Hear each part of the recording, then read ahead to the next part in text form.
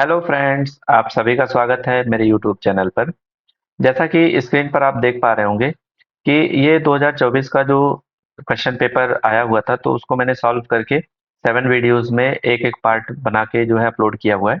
और इसी तरीके से जो 2025 का स्पेसिमेन पेपर आया है, उसको भी मैंने सॉल्व करके डिटेल में लॉजिक को समझाया हुआ है।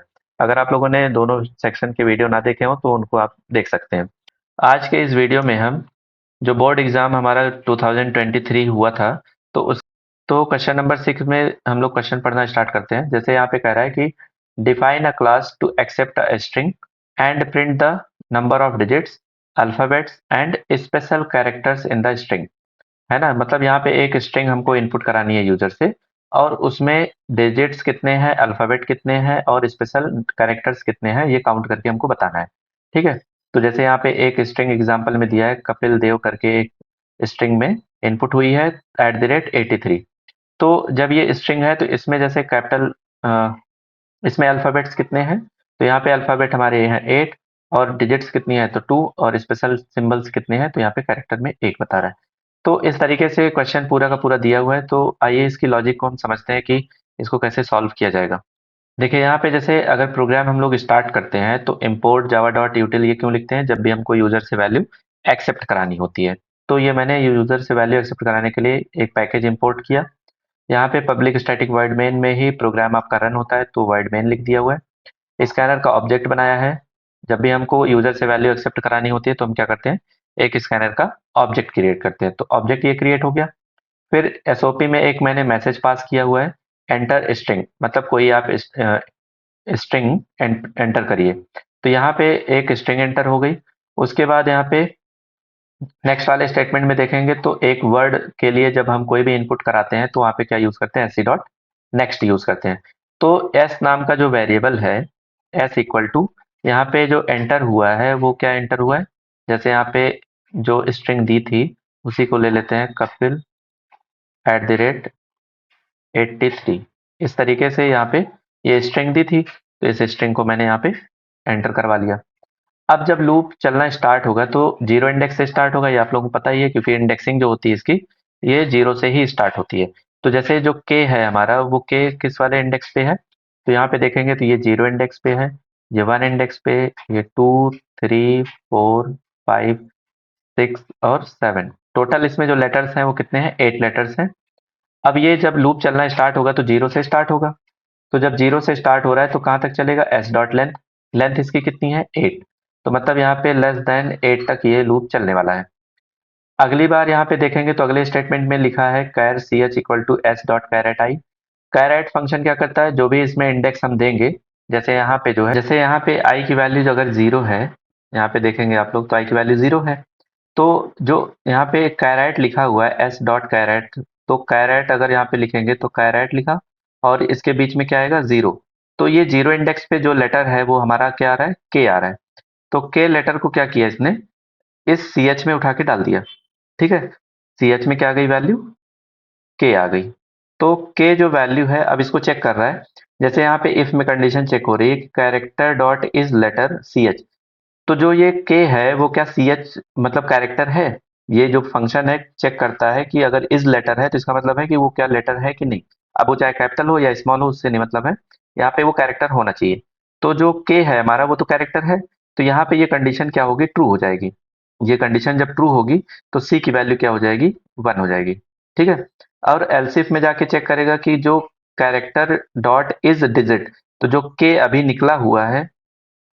अब देखिए जैसे यहाँ पे जो इफ में कंडीशन चेक हुई है, अगर ये कंडीशन सही हो गई तो ये बाकी की दोनों कंडीशन तो ट्रू होंगी नहीं।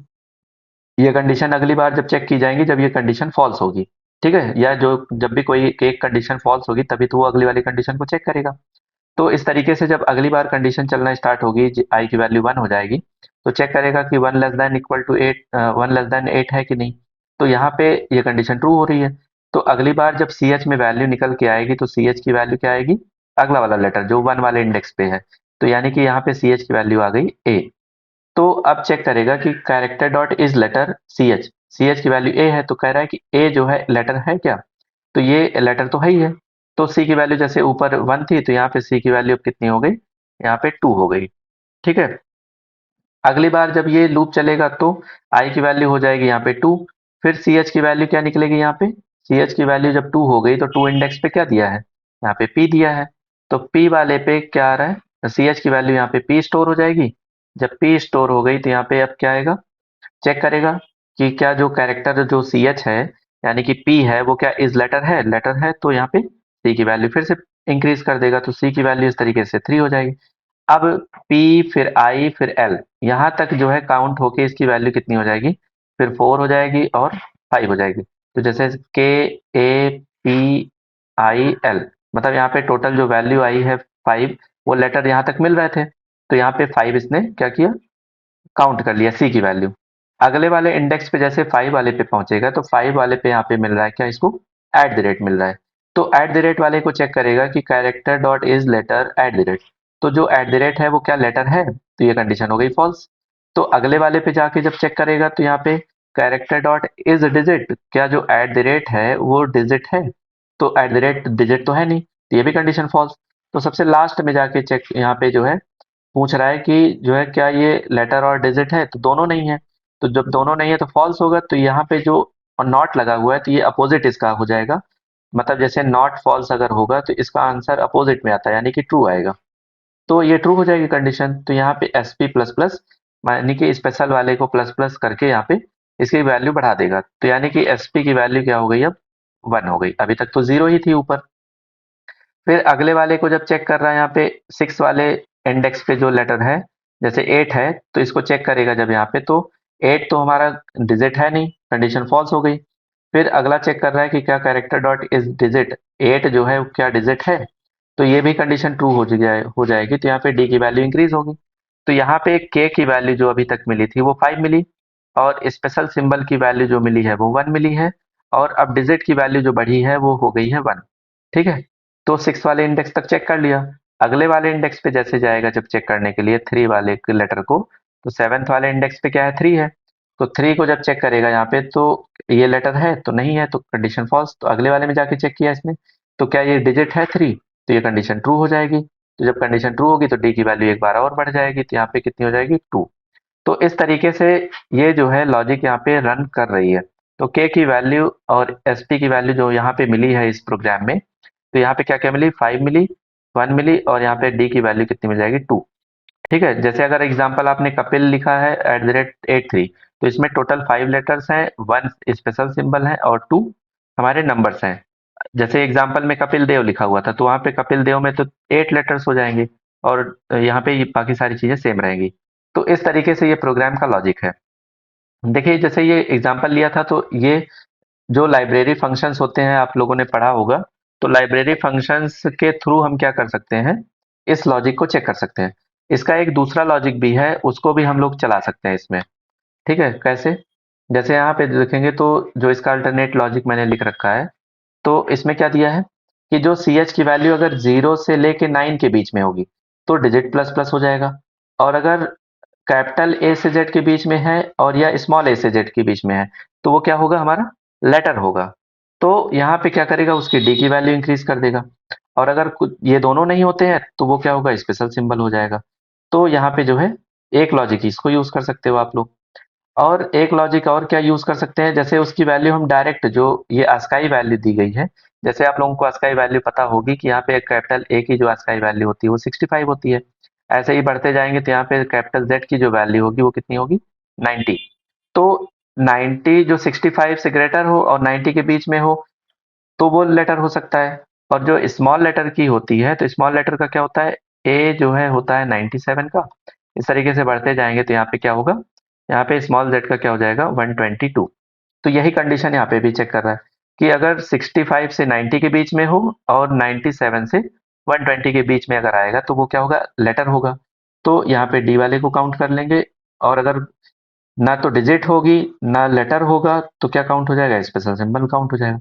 तो मतलब ये तीनों तीनों में कोई भी एक लॉजिक आप जो है यूज करके अपना प्रोग्राम बना सकते हो। आइए इसको हम ब्लूजे पे रन करा के देखते हैं कि ये प्रोग्राम का लॉजिक हमारा सही वर्क कर रहा है कि नहीं। तो जैसे ब्लूजे में मैंने यही सेम प्रोग्राम बना के रखा हुआ है, यहाँ पे देखेंगे आप, तो एक यूजर से वैल्यू एक्सेप्ट कराया, ये काउंट करने के लिए ये सारे वेरिएबल्स मैंने बना दिए, और यहाँ पे लूप चला के कंडीशंस को चेक किया हुआ है, और यहाँ पे काउंट कर लिया वो सब कुछ, ठीक है। तो कंपाइल किया मैंने, कंपाइल करने के बाद इसको क्या करेंगे, void main के थ्रू रन कराएंगे। तो यहाँ पे जैसे चेक स्ट्रिंग नाम की क्लास है, void main पे क्लिक किया, ओके किए। तो यहाँ पे कह रहा है एंटर स्ट्रिंग, जैसे यहाँ पे मैंने अभी जो लिया था, तो कपिल @83, ये हमारा एग्जाम्पल था। एंटर किए तो इसमें देखिए क्या बता रहा है, नंबर ऑफ डिजिट्स 2 और नंबर ऑफ अल्फाबेट्स 5 और number of characters, special characters कितने हैं, 1 है। तो इस तरीके से पूरा का पूरा ये प्रोग्राम काउंट करके बता पा रहा है कि कितने इसमें सारी की सारी चीजें हैं, ठीक है। अगर आप लोगों के ये प्रोग्राम आपको चाहिए तो आप मेरे व्हाट्सएप नंबर पे मैसेज करिएगा, 6389328133। इस पे आप व्हाट्सएप कर दीजिएगा, तो मैं ये पूरा का पूरा प्रोग्राम आपको उस पे व्हाट्सएप पे मैसेज कर दूंगा, ठीक है। वीडियो अच्छा लगा हो तो प्लीज लाइक करें, शेयर करें और अपने दोस्तों में भी शेयर करें, जिनको कोई भी प्रोग्राम में डाउट होता है तो इस तरीके की लॉजिक को वो अपने प्रोग्राम में यूज कर सकते हैं। चलिए, थैंक यू, बाय बाय।